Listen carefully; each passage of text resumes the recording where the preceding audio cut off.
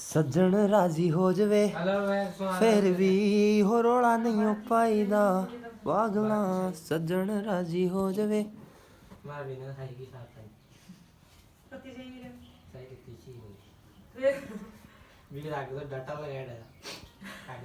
लगभग पिसा की मीनार देता हूँ घूमने नहीं नहीं लो स्तंभ देता हूँ पिसा की कहीं मीनार दे लो स्तंभ दे लो let's start the class and here something else to share today आज अपन वो कल का सवाल कर लिया क्या डिस्क्रिमिनेंट निकालो वो तो हो गया होगा सीधा -3 वो क्या था 3 5 -3 2 11 1 -1 -13 14 13 17 7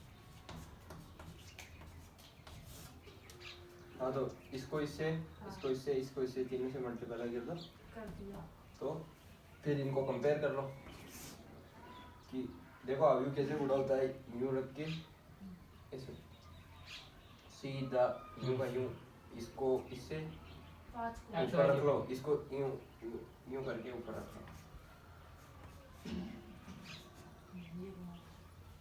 इसको इससे गुणा कर दो फिर इसको इससे इसको इससे इसको इससे है ना इस तरीके से आयु का गुणन होता है आयु का आयु से गुणन अपन अपने पूरा लेसन आएगा उसमें पढ़ेंगे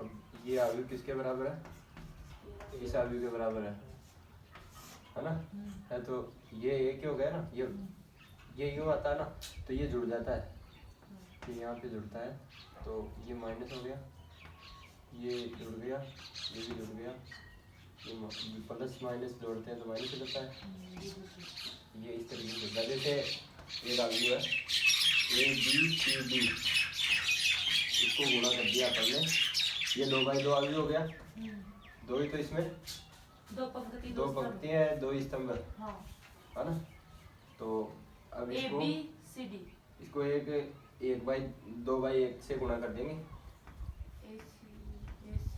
देखो ई और एफ से गुणा कर दिया तो और बराबर में रख दिया जी और एच तो इसको हल करने का तरीका क्या होगा ई और एफ को इससे गुणा करो तो ई इंटू ए है ना E into A plus F B E C D plus F ये हो गया बराबर जी और एच तो E A plus F B बराबर जी और E C plus D F बराबर H This is the particular way to solve a multiplication of two matrices. अब नहीं है समझ में आ गया ये तो ये नहीं मोल है ना जी अब इसका अपन को डिस्क्रिमिनेंट निकाल दो इसका डिस्क्रिमिनेंट निकालना पहले भी सिखाया हुआ है 3 5 -3 सारणी निकाल दो इसका 2 11 सारणी का मान निकालो -1 13 और 14 तीन रख लिया अब ऐसे इस तरीके से गुणा करते हैं अपने पहले सिखाया था ना ये चीज 11 फिर -5 और सीधा का सीधा रख दो या फिर प्लस कर दो और पहले इस चीज को राइट करो क्योंकि इस तरीके से चलता है बताया था तो इसको राइट करो फिर बाद में इसको राइट करो 1 14 और 2 और -1 फिर प्लस -3 है ना हाँ और 2 -1 वर्जन में आ गया समझ में नहीं आएगा अब इसको इससे फिर माइनस इसको इससे भाई दो चीजें ऐसा आ ए बी सी डी तो इसका AD माइनस AD को D माइनस से गुणा कर दो और फिर माइनस लगा के इसको कर दो। तो AD माइनस BC। ये चीजें मैंने सदिश में पढ़ाई थी। हाँ पढ़ो नहीं आपकी गलती। 11 और 14 से गुणा किया तो 151।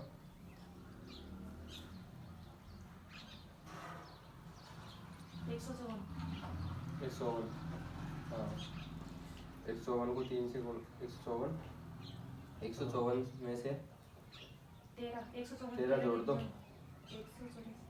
167। हाँ 167 167 से 3 गुणा कर दो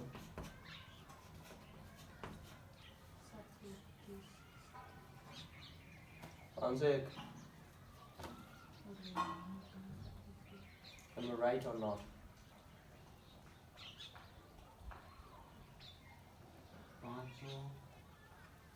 एक 501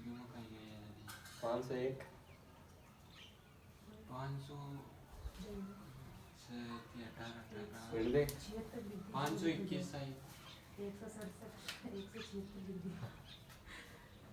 501 आएगा और -1 -28 -29 इंटू 5 -145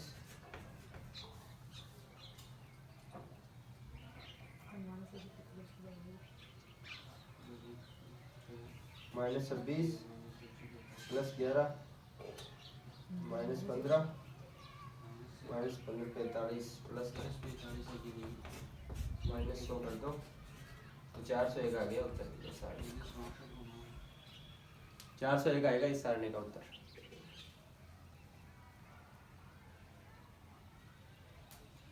दूसरे तरीके भी इसको करने हैं सारणी को। गुणांकों को 0 बना दो 2 को, सबसे बेस्ट तरीका। कर दिया। ऊपर का 3 3 है, बाकी का गुणा उनका है। हाँ 2 11 1 -3 अब उनका गुणा। ये मान लो ये मुश्किल आती है देखो, है ना, तो इसको थोड़ा सा सरल कर दो सारणी को। जैसे इसको इसमें जोड़ दो, इसको इसमें जोड़ दो, बस और कुछ नहीं करना। ये विधि होती है सारणी कॉल करने की।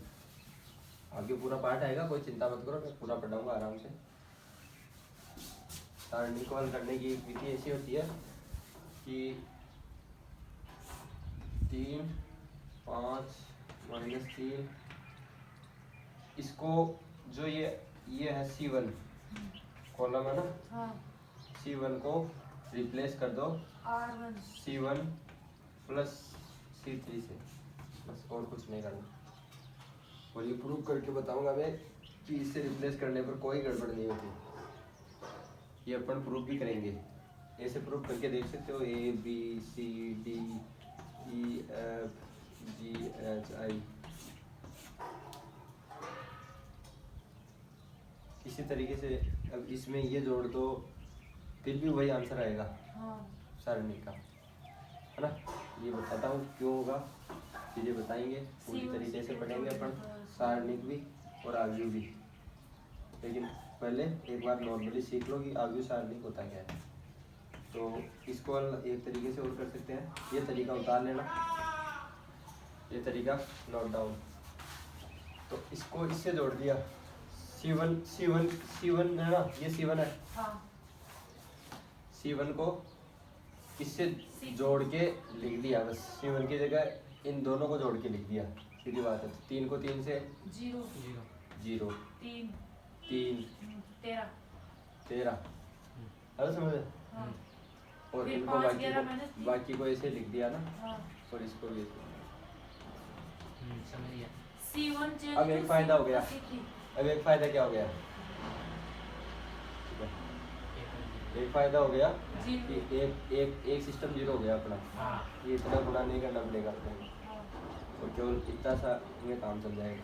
इसको कर लो कि ये पॉजिटिव होता है तो ये नेगेटिव होता है, फिर ये पॉजिटिव होता है। या फिर ऐसे चलो कि पहले ये लिखो फिर वो लिखो, 3 के साथ, हाँ लिखो, 3 के साथ लिख दो, 39 माइनस का 3 होता है, 3 14, 5 और 13 -13 और प्लस -13 माइनस है ना, और प्लस 13 के साथ लिख दो, सीधा का सीधा इसके 5 11 -3 है 13 के साथ। अब इसको हल करो, देखिए फटाफट इस चीज़ को हल करो आप तो। 39 70 minus 31 31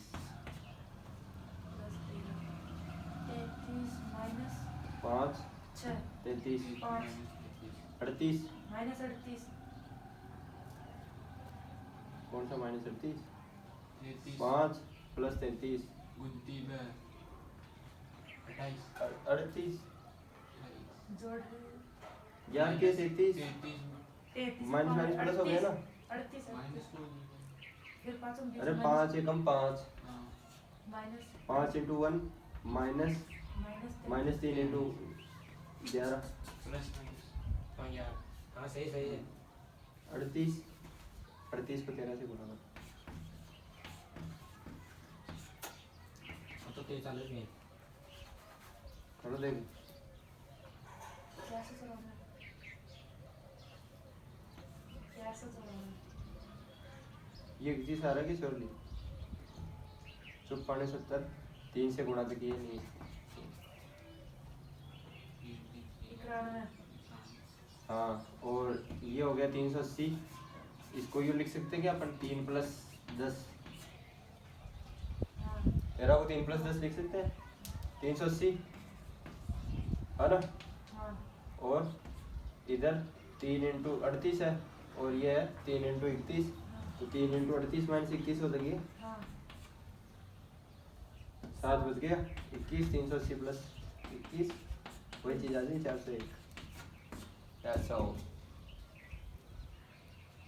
This is another one way to find out the discriminant a particular by changing the columns and rows, by changing the signs and the by adding some constant to the columns and rows, we can find out whether.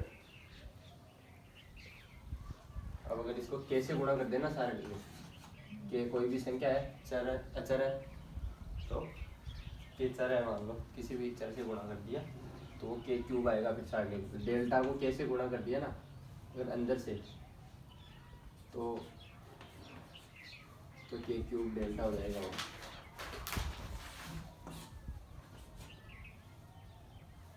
ये चीज़ें बताएंगे अपन आराम से, सारणी की property पढ़ेंगे, पूरी की पूरी गुणधर्म पढ़ेंगे, लेकिन ये चीज़ एक बार नोट कर लो क्योंकि आसानी होगी। फिर अपने को 11th क्लास में इतना ही काम आता है, तो इतना एक बार आसानी तो है।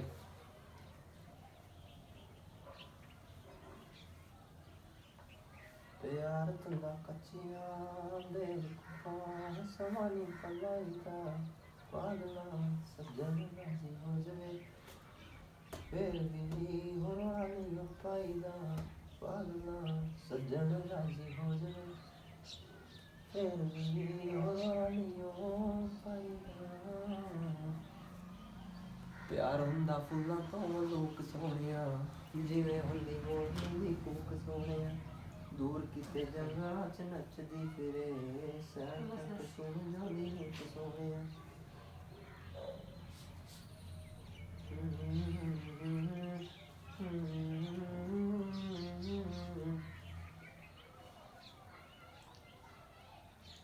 सरजा योगानंद जी फिजिक्स पढ़ाया है, तो मैं हमेशा ही यहाँ बस करा पर्सन गाना गाता बस। वह कैसे गाना गाता तो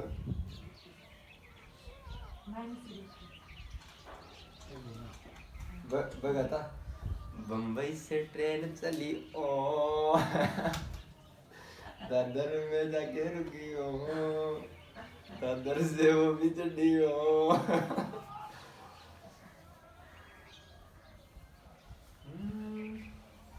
ना दिल में दिल अंगना हो गया, दिल्ली पहुंच, दिल्ली आते आते प्यार हो गया। वाह भाई।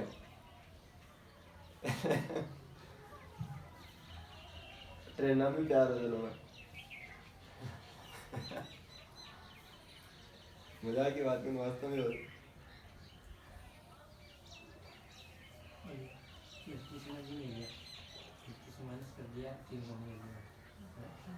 नहीं आया समझ में? ये आ गया, दोबारा पूछ लेना। तो 3 बार तो सुना होगा। मुंबई से ट्रेन 10 में 38 में हो गया। सूरत में सूरत का दीदार हो गया, दिल्ली आने से पहले प्यार हो गया। अब देखो इधर, देखो इधर, और सिखा दूंगा मैं। प्रैक्टिस करना खुद ही। अब खुद लगाओ चीज़ें, सीखनी है तो, और खुद प्रैक्टिस करो चीज़ों की। जैसे कोई समीकरण ले लिया, उसका डिस्क्रिमिनेंट निकाल लिया, उसको हल करने का तरीका देखा, खुद जब फंसोगे ना तब सीख गए, चाहे कितना ही बड़ा ट्यूटर हो।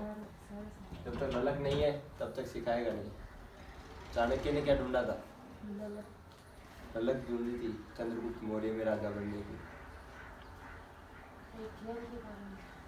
है ना?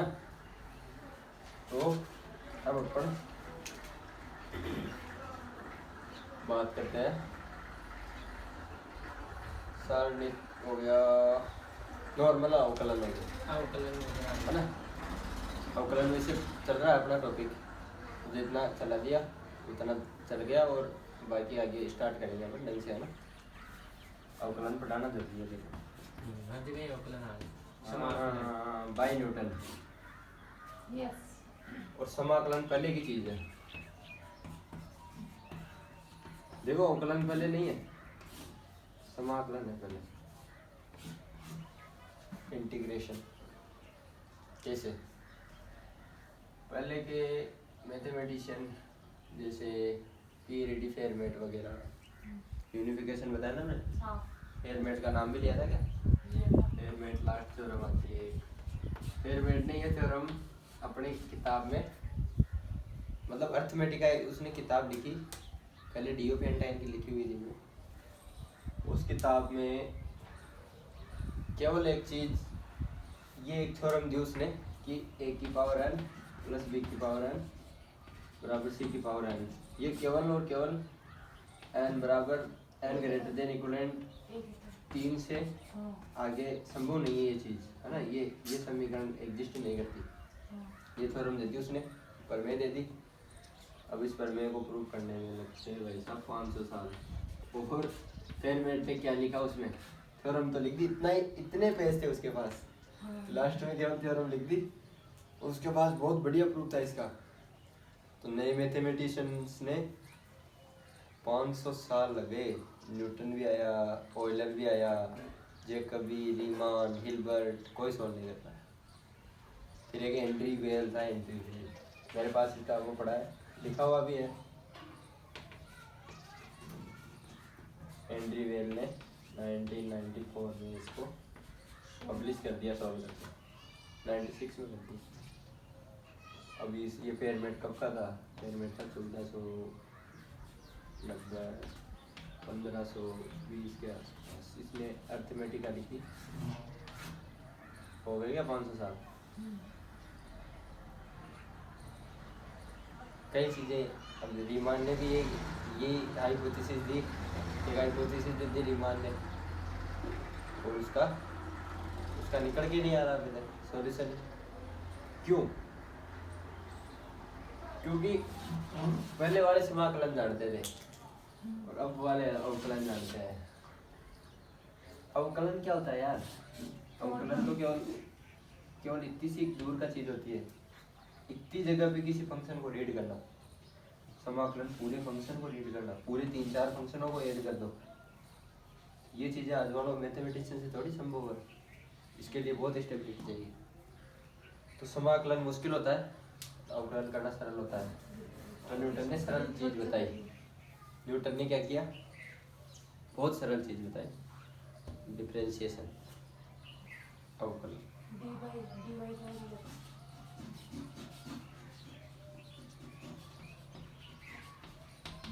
एक और था, हाँ जिसमें दूसरा भी था। अब गलन उसने भी खोजा था, इसने भी खोजा था, दोनों ने खोजा था, लेकिन न्यूटन ने पहले खोजा था बस। नाम बताओ उसका, नाम बताया है मैंने पहले, तो बता नाम।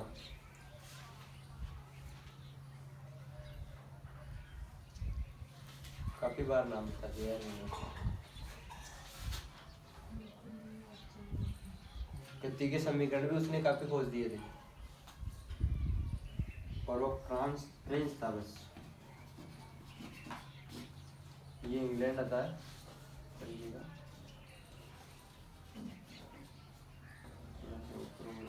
इस तरीके का इंग्लैंड है पूरा, और ये फिर यूरोप का बाकी पार्ट आ जाता है, फ्रांस वगैरह। तो यहाँ पे एक बहुत बड़ा वो है, रेने डेकार्टे भी यहीं से हुआ। रेने डेकार्ट है ना,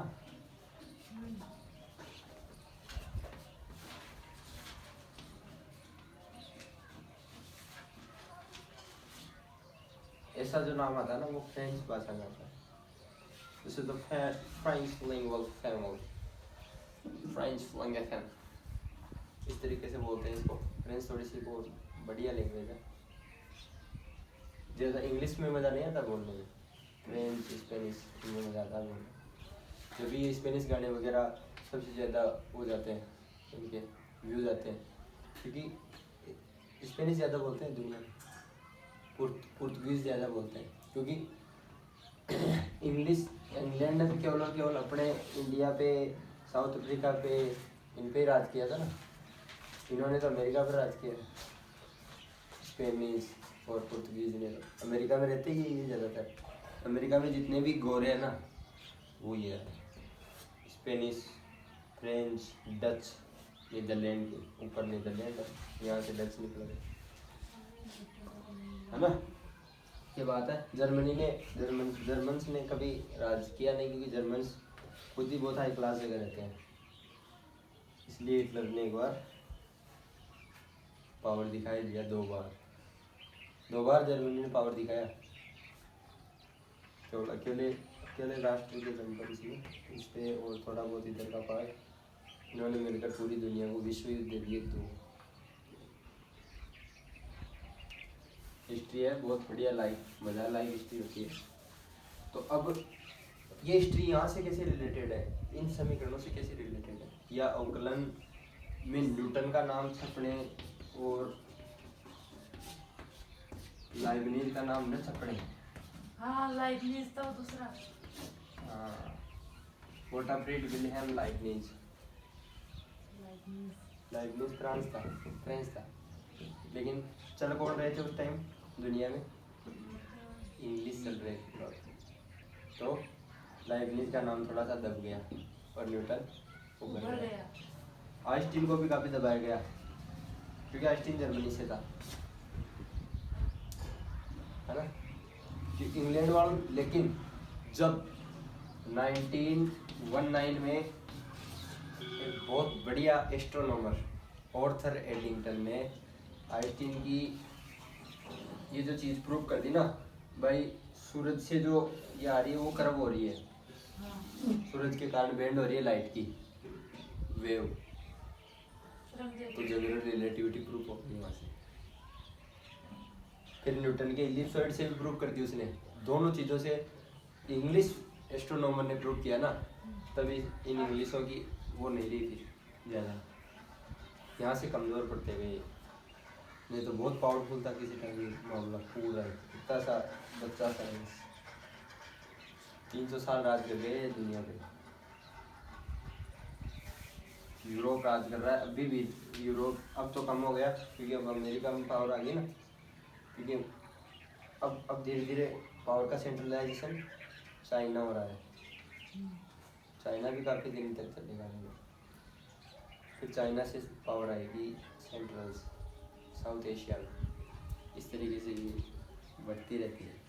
साउथ एशिया में फिर साउथ में चली जाएगी पूरी, मतलब इंडिया और साउथ अफ्रीका वगैरह, ऊपर के नाइजीरिया वगैरह, ब्राज़ील, इनमें ये इस तरीके से फिर ज़्यादा पावरफुल चीज़ ये बन जाएगी, न कि ऊपर वाले एरिया। रशिया पावरफुल है ना, अभी तो पावर से ही सुपर पावर बोलते हैं इनको। आठ सुपर पावर फ्रेंच। तो अब ये चीज़ केवल एक 500 साल में प्रूफ हो पाई ये चीज़, जबकि फेरमेट ने ये भी कहा था कि मेरे पास इसका बहुत बढ़िया प्रूफ है, लेकिन मेरे पास पेज ही नहीं बचे अपनी किताब में लिखने के लिए। फेरमेट की और सारी थ्योरम आती है, जैसे फेरमेट लिटिल थ्योरम, इसके भी प्रूफ कई सारों ने दिए, जैसे गाउस ने।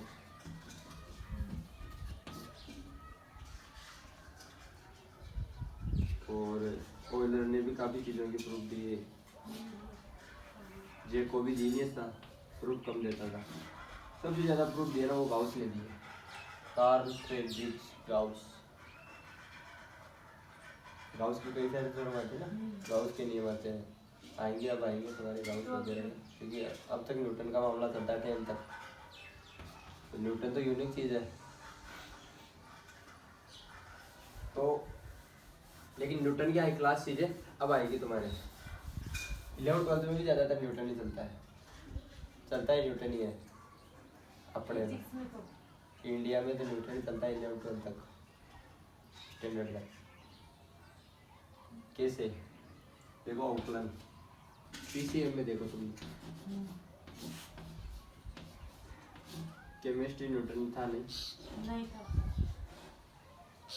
फिजिक्स और मैथ में ना, तो फिजिक्स और मैथ में, फिजिक्स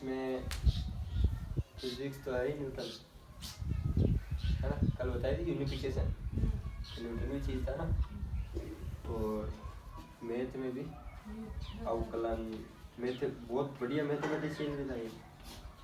एक तो पूरा अवकलन 12th क्लास में 38 नंबर अवकलन होता है और 42 नंबर अदर चीज़ होती है, जिनमें भी न्यूटन काफ़ी इंटरफेयर है चीज़। ये न्यूटन है, ये बर्नौली न्यूटन, टाइम के थे जेकब बर्नौली, जोसेफ बर्नौली, इनकी थ्योरम आती है। फूरियर आता नहीं तुम्हारे, जोसेफ फूरियर। तो अपने 1700 तक की गणित चलती है, 1750 तक की 1700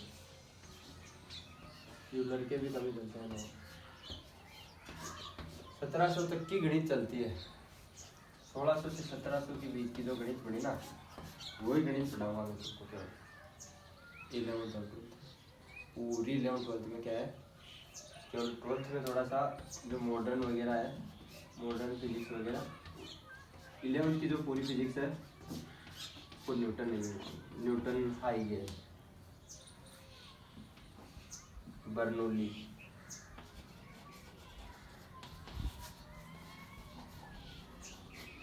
Christian eigen, Newton, Bernoulli. Bernoulli mathematician भी था और फिजिसिस्ट भी था, है ना। और थोड़े से पुराने ग्रीक मैथमेटिशियन। ग्रीक मैथमेटिशियन कौन कौन थे?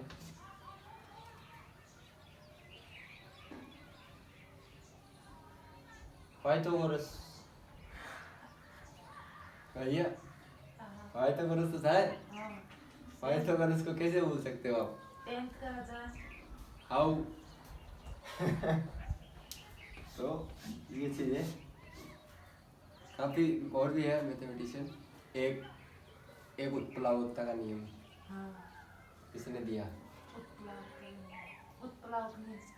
हाँ, उत्प्लावकता का नियम किसने दिया? कि आप पानी में जाओगे तो वापस ऊपर आएगी। बताओ। दो बहुत हाई क्लास चीजें हैं ग्रीकों की थ्योरी। एक तो ये थ्योरम a² + b² = c², फिर n में कन्वर्ट कर दी फिर मैट ने। और एक ये उत्प्लावकता है, ये किसने दी? पाइथागोरस ने। और ये दिया आर्किमिडीज ने। आर्किमिडीज का नियम नहीं आता क्या यार? कब आता है सोनार वगैरह किरणों में? 10th में आता है आर्किमिडीज। हाँ आर्किमिडीज। नहीं आता क्या आर्किमिडीज? अरे उत्प्लावकता का नियम भाई, पानी में कोई चीज उसके घनत्व से ज्यादा की चीज गिराओगे तो वो डूब जाएगी, और घनत्व से नहीं कम होगी तो की होगी तो नहीं डूबेगी। ऊपर आ जाएगी। ये चीज तो थी यार उत्प्लावकता, ये चीज पढ़ेंगे अपन ना, आगे स्टॉक पढ़ेंगे फिर द्रव गतिकी में पार्ट बताए थे एक बार मैंने पहले भी। हाँ पार्ट बाई कौन कौन से पार्ट आएंगे, क्या क्या आएगा, उनको मैं उसमें कन्वर्ट करके यूट्यूब पर भी डाल दूंगा, डाला नहीं शायद, डाल दूंगा। पहले जो शुरुआत की वहीं से तो एक बार शुरुआत तो करो। चीज़ें काफ़ी बता दी मैंने, नॉर्मल चीज़ें। तो अब अपने को क्या पढ़ना है, 1600-1700 बेसिक लिया ना, और पहले की भी आएगी चीज़ें, लेकिन पहले की ज़्यादातर 10th तक आ जाती है। जैसे नेपियर के लॉगरिथम वगैरह, नेपियर के फॉर्मूले, त्रिकोणमिति के अंदर है ना, बताया था ना, साइन और करना ही बताया था, ये चीज़ बताई थी क्या, इस तरीके की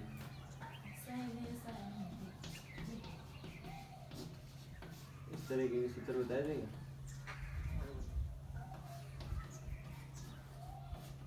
अभी कौन सूत्र वगैरह यस 12th के होंगे शायद। हाँ हाँ क्या 12th का 11 क्या है, ये 11 12 मत सोचो तुम, केवल पढ़ना है बस, सीखना। देखो चीज आनी चाहिए तुमको, सीधी बात ये है। 12th बता दूंगा चार्ट में फिर प्रॉपर भाई यार, ये चीज़ें 12th में आएगी, 11th में आएगी, लेकिन 11th की चीज़ें नहीं आएगी ना तो 12th आएगी नहीं, सीधी बात ये है। और अगर 11th आ रही है तो 12th में दिक्कत ही नहीं है, फिर अपने आप ही मन लगा रहेगा, पढ़ते रहोगे और बढ़िया परसेंटेज वगैरह सब सब सब सही चीज़ हो जाती है बस। लेकिन एक बार सीखना जरूरी होता है साइंस को, फिर कभी ज़िंदगी में कहीं पे भी किसी मोड़ पे भी मुश्किल नहीं आएगी। राजस्थान पुलिस में साइंस में फेल होते हैं लोग।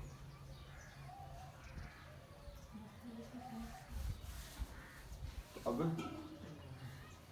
एग्जाम में आएगी। तो अपन बात करते हैं प्रॉपर एक बहुत बढ़िया चीज सिखानी है आज, वो है नॉर्मल अवकलन करना सिखाता हूँ मैं आपको ना। जैसे x की पावर n कोई तरह हुआ है तो उसका अवकलन कैसे करेंगे। साइन है, एक तो ये हो गए, एक की पावर n के हो गए, एक की पावर x के हो गए, एक तो एक की पावर x हो गया, एक की पावर x हो गया, x की पावर n हो गया, साइन x वाले हो गए। ये त्रिकोणमितीय फलन होते हैं, हाँ ये एक्सपोनेंशियल फलन होते हैं, और फलन 6-7 प्रकार के होते हैं, बताए थे मैंने। लोग बोले तो इसमें एक लॉग हो गया, और लघुगणकीय हो गए, हाँ ये हो गया। एक्सपोनेंशियल हो गए, एक की पावर n नहीं होता है। त्रिकोणमितीय हो गए, e की पावर n तो कांस्टेंट हो गया ना, मूल e खुद ही कांस्टेंट होता है 2.7 कुछ ऐसा, एक तो इसकी पावर n तो कर ले, कुछ भी कांस्टेंट हो गया तो कांस्टेंट का अवकलन 0 होता है भाई। कांस्टेंट ही है, कोई चीज कांस्टेंट है तो उसका यहाँ चीज निकालो चाहे यहाँ निकालो, वो बढ़ेगी नहीं ना। ये तो होता है अवकलन कि ये तो जब ये इसके बराबर है, यहाँ y 0 है ना, और dy बाई dx ही तो होता है अवकलन। छोटा सा y ले लो और छोटा सा x ले लो, तो y तो 0 आ गया ना, यहाँ पे ऊपर नहीं चढ़ा, उतार चढ़ाव नहीं है फलन में, उतार चढ़ाव नहीं है तो अवकलन 0 हो गया। 0 अवकलन हो गया तो वो रेखा x अक्ष के समांतर हो जाएगी। x अक्ष की समांतर रेखा का अवकलन 0 होता है और x अक्ष के लंबवत रेखा का अवकलन अनंत होता है, क्योंकि dy यहाँ y तो कुछ ले लिया है ना, लेकिन y तो कुछ कांस्टेंट है और अक्ष बढ़ा ही नहीं 0, तो अनंत हो गया। 0 का भाग दिया तो अनंत हो गया ना। ये चीजें पढ़ाई थी मैंने पहले भी, अब आ रही धीरे धीरे समझ में। और ये और एक होते हैं पॉलिनोमियल फलन।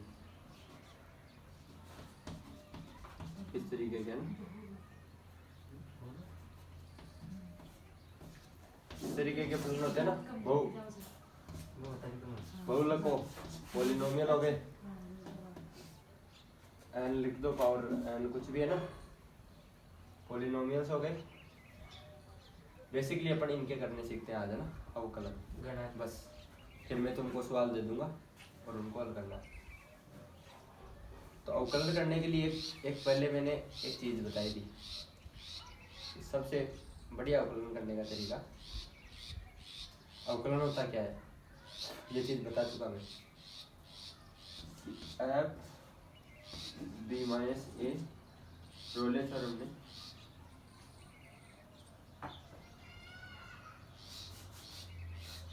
एफ एक्स प्लस एच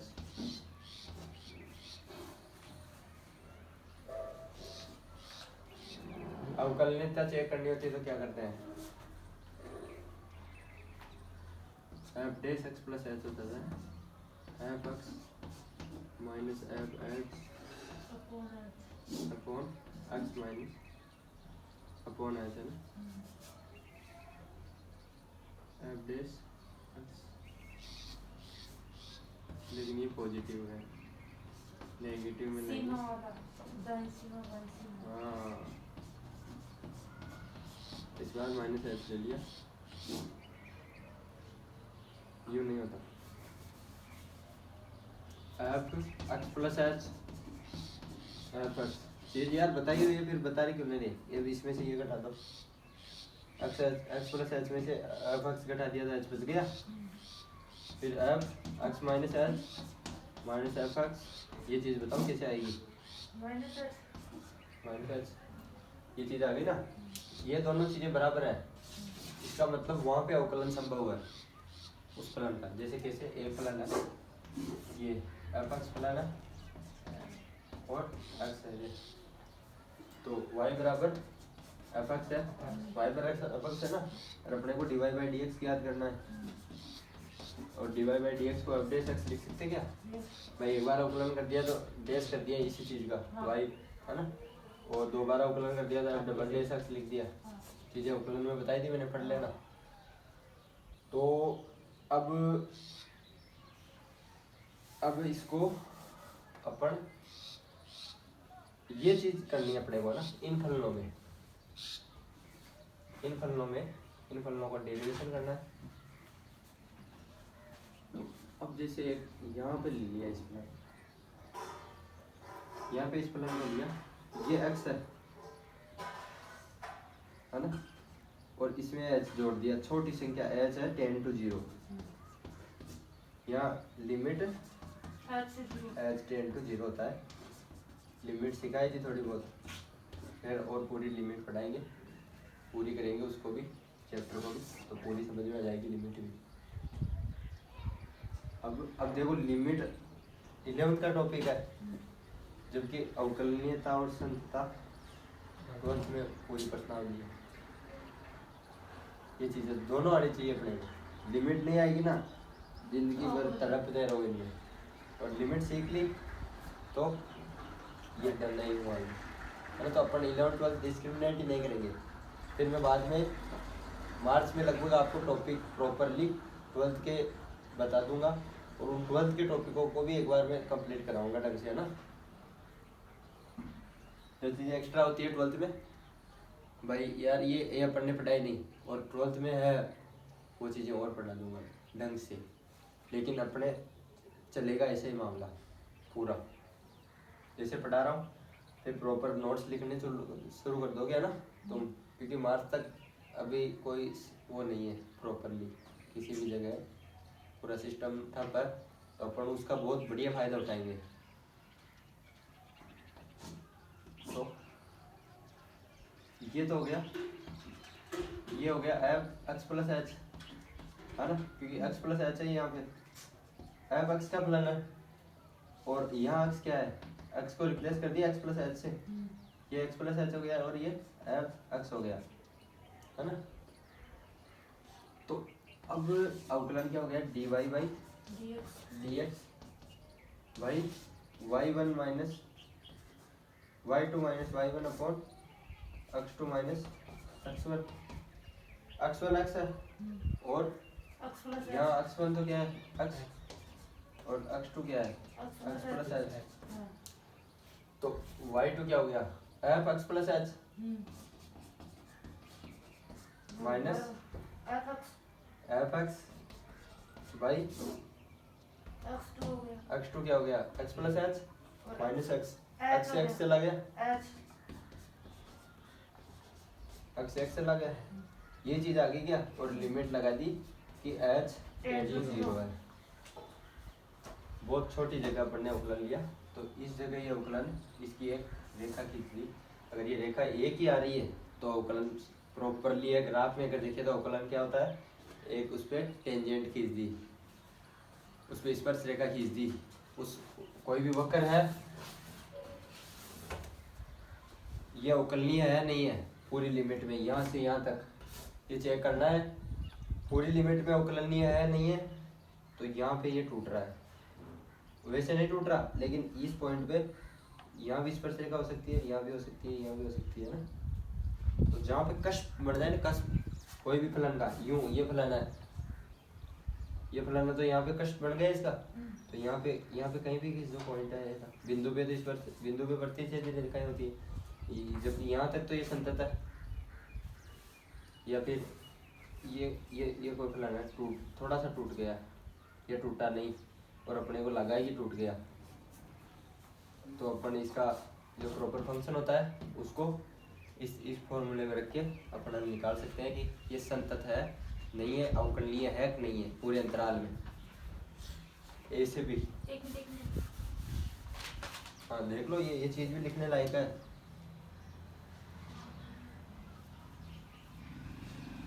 अब अपन इनके ये फलन निकालना सीखेंगे इनके अवकलन निकालना सीखेंगे प्रॉपरली नॉर्मली और फिर आज क्लास डन हो जाएगी 2-3 क्वेश्चन और डन।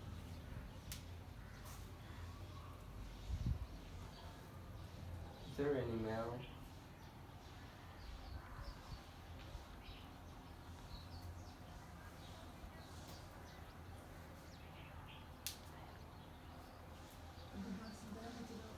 बोल रहा है फिलहाल बना दी कोई ये फिलहाल तो किसी इस अंतराल में यहाँ से यहाँ तक किसी अंतराल में ये बता रहा है ये ए और ये बी एक्स एक्स पे ये एक्स एक्स हो गई और ये फलन हो गया वाई एक्स पे है ना। तो ये यहाँ अगर टूट रहा है फलन तो बिंदु पे कितनी भी स्पर्श रेखाएं हो सकती है बिंदु को स्पर्श करनी चाहिए बस है ना।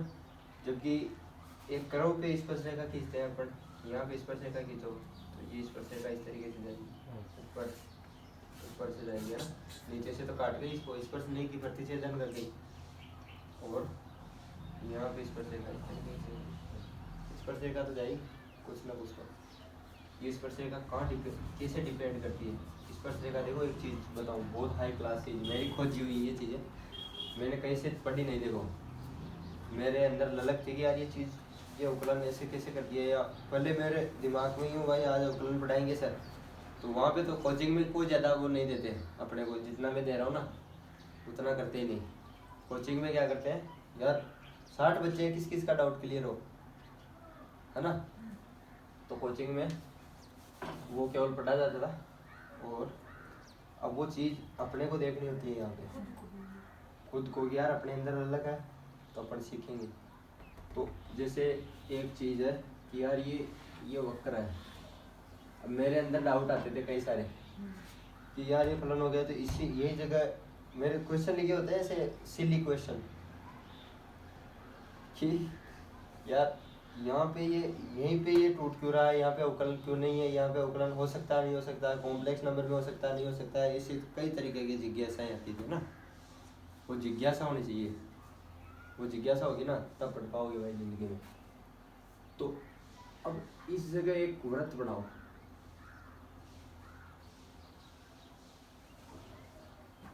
जहाँ स्पर्श रेखा खींचनी है वहाँ व्रत बना लो केंद्र ले लो और केंद्र से एक त्रिज्या खींच दो और उस त्रिज्या के लंबवत स्पर्शरेखा होती क्या यस। है चीज।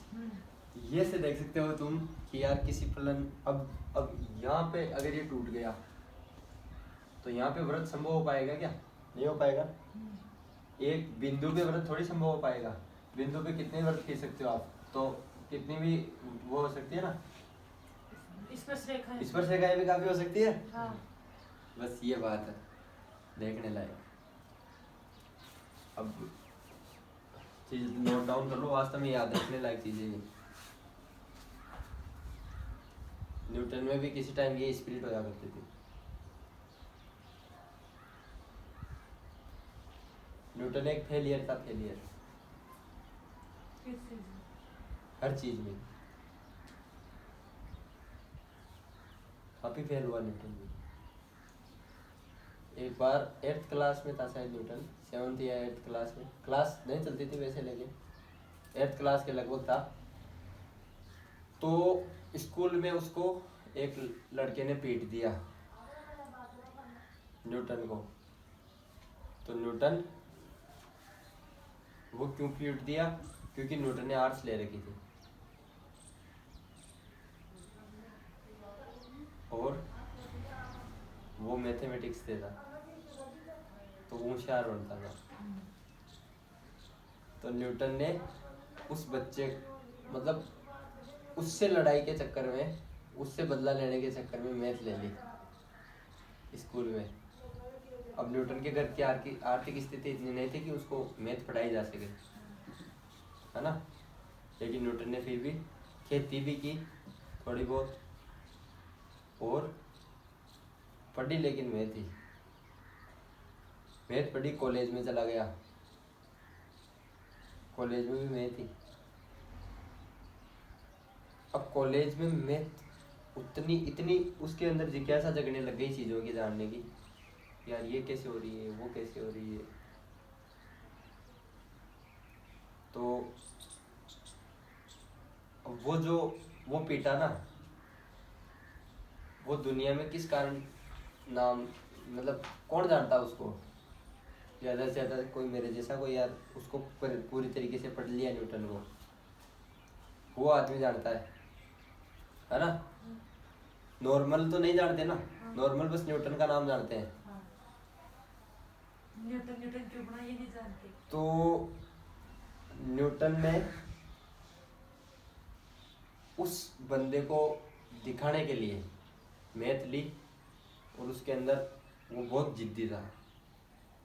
न्यूटन जिद्दी था, तो जिद उसने उस टाइम जिद की और दुनिया को इसमें कौन बोल दिया? न्यूटन का करामात है भाई। केवल एक बच्चे की जिद आज पूरी दुनिया की ज्योग्राफी, हिस्ट्री सब डिसाइड कर रही है। तो जिद्दी भी बढ़ना चाहिए, जिद होनी चाहिए। अपने किसी चीज अगर अपने ने वो चीज प्राप्त की, भाई यार वो चीज है वास्तव में। तो मेरे एक प्रोफेसर ने न्यूटन से 1000 गुना ज्यादा जिद मेरे अंदर देखी। उसने कहा कि 1000 टाइम्स ज्यादा जिद है तेरे अंदर न्यूटन से। जिद है तभी ये बनता हो है। हाँ। तो न्यूटन का फील्ड यही था, है ना। न्यूटन के कई सारे लेक्चर भी है, रॉबर्ट हुक वगैरह को दिए हुए। हुक भी था ना, एक हुक का नियम होता है। कई सारे बढ़िया बढ़िया प्रोफेसर हुआ करते थे। न्यूटन को कोई ज़्यादा जानता नहीं था। न्यूटन का एक दोस्त था, उसने 21 साल की उम्र में उसकी थोड़ी बहुत हेल्प की, गुरुत्वाकर्षण का नियम पब्लिश कर दिया 21 साल के न्यूटन ने। और वो नियम आज चलता है वास्तव में। चलता है नहीं चलता, G(m1m2) अपॉन r²।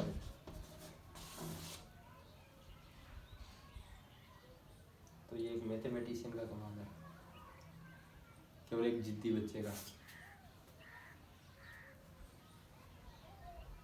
अब जिद तो आइंस्टीन ने भी की थी, और आज और एक्स्ट्रा कर दिए उसी इसी आदमी को। तो अब ये चीजें मैं भी खोजा करता था जो न्यूटन को आई थी ना किसी टाइम। बेसिकली मेरे को भी ओवरकम है, और मैं काफ़ी चीज़ें बताऊंगा अभी तुमको। इसमें वास्तव में सरल होती है वो चीज़ें, उनसे उनसे ये चीज़ें बहुत आसान हो जाएगी तुमको। मैथमेटिक्स यूँ अपने आप ही आने लग जाएगी चीज़, कोई भागने की ज़रूरत नहीं होती इसमें कि यार अब मेरे साथ के बच्चे मेरे को, मैं 11th में गया ना, मेरा कोई इरादा नहीं था, मैं आर्ट्स लेने वाला था। मेरा पहले डिसाइड किया था कि आर्ट्स लूँगा, फिर चेंज हो गया मामला। 11th क्लास में मैं वहाँ गया ना जो मेरे कोचिंग में, तो वहाँ मेरी रैंक आई फर्स्ट टाइम 23 या 24 रैंक है ना, 23वीं रैंक आई थी। और फिजिक्स में मेरे 21 सही थे। तो अपना प्रधान है ना, उसने ये बोल दिया मेरे को कि यार फिजिक्स आसान थोड़ी हो जाए, फिजिक्स तो हार्ड हो जाए, और अगली बार यार दिखा दे। तो वो बात मेरे को उस टाइम चुभी। तो अगली बार मैंने 24 सही किए और रैंक आई 13 या 14 रैंक आई, नहीं 11 रैंक आई शायद, कुछ ऐसी रैंक आई। और फिर उसके बाद में 10 से बाहर कभी निकला ही नहीं। और किसके दम पर? केवल फिजिक्स के दम पर। फिर अगली एक बार मैंने 28 सही किए, एक बार 29 सही किए। 29-28 जेई मेन में सोल्व होते नहीं फिजिक्स के। और फिजिक्स के दम पर मेरे 126 नंबर थे। केमिस्ट्री भी उसकी बराबर थी, जितनी फिजिक्स थी ना मेरी उतनी केमिस्ट्री भी थी। लेकिन केमिस्ट्री में तो और कोई कर जाता है, फिजिक्स में हर किसी से नंबर नहीं होते। क्यों नहीं होते? क्योंकि उनके पास लड़ने की क्षमता नहीं है। केमिस्ट्री में केवल सीखना, बस ऑब्जर्व करना है, कुछ नया करने की क्षमता नहीं है उनके अंदर। तो कुछ नया करने की क्षमता लाओ एक बार, यार ये चीज़ कैसे होगी, how to solve this type of problems. तो अब इनमें हल करो। देखो जैसे ए की पावर एक्स को कर लो आप, तो नॉर्मली ई की पावर एक्स है अपना सबसे पहला अवकलन। ई की पावर एक्स को रखो यहाँ पे, ई की power X plus H minus E की पावर एक्स अपॉन ई की पावर अपॉन एच, और लिमिट एच टेंड टू 0। ये हो गया डी ई की power X by D T. E की पावर एक्स का अवकलन हो गया ना वाई एक्स के सापेक्ष, डी वाई क्या है, वाई बराबर ई की पावर एक्स है। फलन ले लिया ना वाई की जगह किसी फलन का किया। तो ये चीज सीखो कि ई की पावर एक्स को कॉमन ले लिया और ई की power H minus 1 upon H, और लिमिट एच टेंड टू 0। तो ई की पावर एक्स बच गया, बाहर आ गया, क्योंकि एच लिमिट तो एच है। तो एच टेंड टू 0 पर क्या हो गया ये होता है ई की पावर एक्स का, जब ई की पावर एक्स का प्रसार होता है 1 plus H upon factorial 1 plus H square upon factorial 2, ऐसा है ना, -1 लास्ट में, ये -1 है तो 1 से 1 गया बटा एच रह गया, एच से एच निकल गया, और बाकी ये कटते गए, लेकिन एच है इनमें सब में। तो एच तो 10 to 0 है, तो एच को 0 रख दो, और 1/1 हो गया, 1 बच गया ना ऊपर, ये 1 तो कट गया, और ये 1 बच गया, एच से एच गया। तो ए की पावर एक्स को 1 से गुणा किया तो अवकलन कर दो। लेकिन अवकलन की मतलब ई की पावर एक्स को कहीं पे भी देखो, चीज देखो ई की पावर एक्स में, यार ऐसा फलन, वाओ। इसलिए ये नेचुरल फलन है। नेचुरल फलन क्यों है ये बहुत नेचुरल फलन क्यों है? ये चीज इसलिए है कि e की पावर x इस तरीके से जाता है भाई। 2.7 एक कांस्टेंट है कोई भी, है ना। यूलर वगैरह ने खोजा है, नेपियर ने। तो वो फलन पहले तो इस तरीके से जा रहा ना, बढ़ता जाएगा इस तरीके से, ऐसा फलन जाता है। तो ये फलन नेचुरल क्यों है, ये चीज है ना देखने लायक। तो ये नेचुरल इसलिए है कि इसका जो फलन होता है ना, उसका टेंजेंट भी प्रॉपर 2.71 की पावर में x में होता है। ये टेंजेंट की वैल्यू जो होती है ना, फिर यहाँ पे बढ़ गया, तो ये जो बढ़ता है ना, वो भी इसी फॉर्म में बढ़ता है और ये भी इसी फॉर्म में बढ़ता है, और e की पावर x का समाकलन भी e की पावर x ही रहता है। वाह, तो ये नेचुरल है, मतलब ये चेंज नहीं हो रहा यार। एक अवयव चीज आती है अपने, अवयव आती है हिंदी के अंदर, व्याकरण के अंदर, तो जिन पर किसी चीज का प्रभाव ही नहीं पड़ता। काल का प्रभाव नहीं पड़ता, क्रिया का प्रभाव नहीं पड़ता, कर्ता कारक वचन किसी चीज का प्रभाव नहीं पड़ता, लिंग का, वो अवयव हो गए। तो ये अवयव हो गया मैथमेटिक्स में, सीधी बात ये है। तो ये चीजें हैं। और अब कल तुमको क्या करना है, इसका इसी तरीके से इसका बस इन तीनों का निकाल के लाना है। मामला डन, आज की लेक्चर है ना। आया उकलन समझ में।